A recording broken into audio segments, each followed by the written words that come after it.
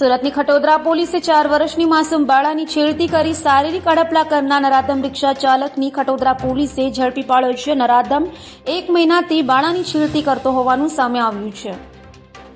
જે સ્કૂલ રિક્ષા ચાલક પર વિશ્વાસ મૂકીને વાલી પોતાની 4 વર્ષની બાળકીને રોજે સ્કૂલ મોકલતા હતા, તે જ રિક્ષા ચાલકે માસૂમ બાળકી સાથે 1 મહિના સુધી શારીરિક છેડતી કરી હતી।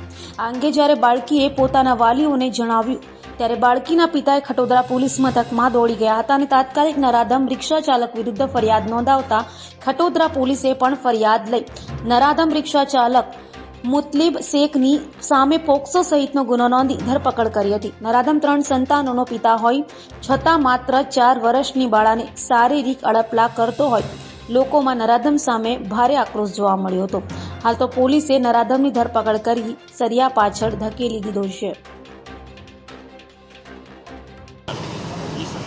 ખટોદરા પોલીસ સ્ટેશનમાં એક બનાવ બનેલ છે, જેમાં નાની બાળકી સાથે એક રિક્ષાવાળાએ સ્કૂલમાં અવરજવર દરમિયાન શારીરિક અડપલા કરેલું પ્રાથમિક રીતે જણાઈ આવેલ છે।